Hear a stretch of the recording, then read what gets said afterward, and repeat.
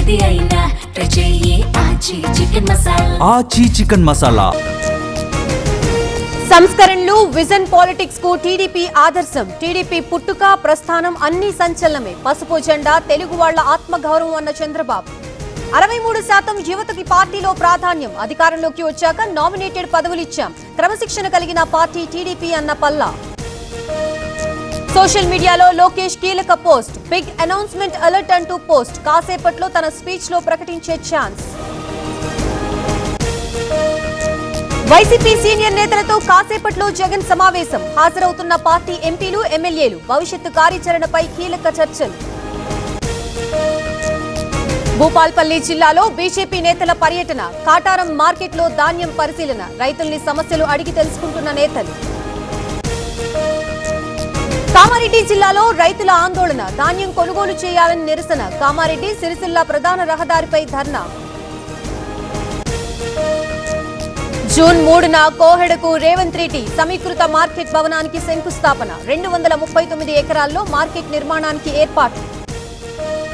నేడు మహబూబ్ నగర్ కి మంత్రి ఉత్తమ్. మధ్యాహ్నం 3 గంటలకి కలెక్టరేట్ లో సమీక్ష. ధాన్యం కొనుగోళ్లపై అధికారులతో చర్చలు. కాసేపట్లో పాత బస్తీలో పొంగులేటి పర్యటన. ఇందిరమ్మ ఇళ్ల స్థలాలు పరిశీలించనున్న మంత్రి. మలక్పేటలో ఖాళీ స్థలాలపై ఫోకస్. హిల్ట్ విధానానికి గ్రీన్ సిగ్నల్ ఇచ్చిన తెలంగాణ సర్కార్. టీడీఆర్ రూపంలో 10% రుసుము. ఓఆర్ఆర్ లోపల 9292 ఎకరాల భూములకు వర్తింపు. తెలంగాణలో భూముల విలువల సవరణ.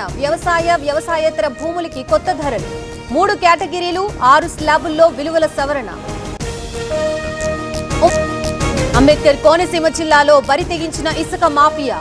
నాగుల్లంకలో గండిపడిన చోటే ఏటిగట్టుకి ర్యాంపు. ఇసుక తవ్వేస్తున్న పట్టించుకోని అధికారులు.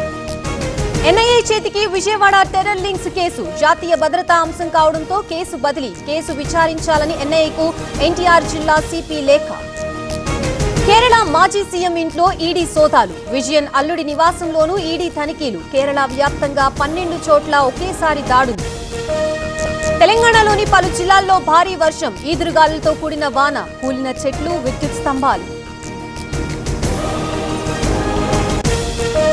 ఉమ్మడి కరీంనగర్ లో భారీ వర్షం. వర్షానికి తడిసిన ధాన్యం కుప్పలు. అన్నదాతల తీవ్ర ఆందోళన.